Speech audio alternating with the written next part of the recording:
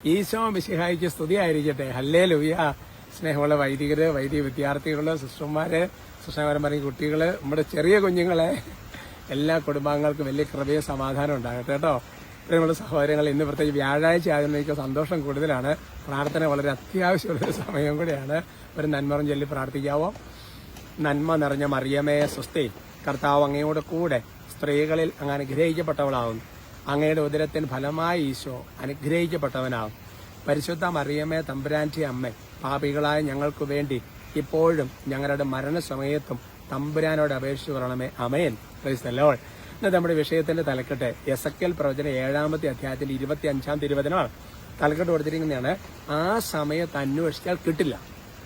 ചില ആൾക്കാരുണ്ട് അല്ലേ, തക്ക സമയമാകുമ്പോൾ അല്ലേ, നാടൻ ചൊല്ലുണ്ട്, അതുപോട്ടെ. അപ്പൊ അതുകൊണ്ട് എന്റെ പ്രിയപ്പെട്ട സഹോദരങ്ങളെ, വചനം ഇതാണ്, കഠിന വേദന പിടികൂടുമ്പോൾ അവർ സമാധാനം അന്വേഷിക്കും, എന്നാൽ അവർക്ക് അത് ലഭിക്കുകയില്ല. അതായത് ശരിക്കും പറഞ്ഞാൽ എന്റെ സമാധാനം അന്വേഷിക്കേണ്ട ഒരു സമയമുണ്ട്. ആ സമയം ഒരുപാട് ദൈവം തന്നുകൊണ്ടിരിക്കും.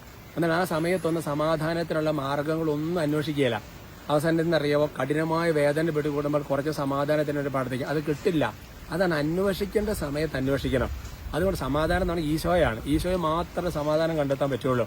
അതുകൊണ്ട് നമുക്ക് ഒരു കുഴപ്പവും ഇല്ലാതിരിക്കുന്ന കാലഘട്ടത്തിൽ നമ്മുടെ വചനവായന, പ്രാർത്ഥന, മധ്യസ്ഥ പ്രാർത്ഥന, വിശുദ്ധ കുർബാന, വിശുദ്ധ ജീവിതം, ധ്യാനം, അങ്ങനെ പോയാൽ നമുക്ക് സമാധാനം ലഭിച്ചുകൊണ്ടിരിക്കും. അല്ലാതെ ഒരു പ്രോബ്ലം ഉണ്ടാകുമ്പോൾ ശ്രമിക്കുകയല്ല കേട്ടോ. അതിന് പ്രത്യേകം ബ്ലസ് ചെയ്ത് പ്രാർത്ഥിക്കുകയാണ്. സ്തുതിക്കാം.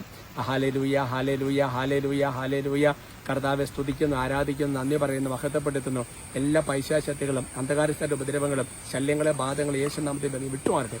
ദൈവത്തിന്റെ കൃപ നിങ്ങളുടെ ശക്തമായി ആവശ്യിക്കട്ടെ. ഈ വചനം ജീവിക്കാൻ കൃപ ലഭിക്കട്ടെ.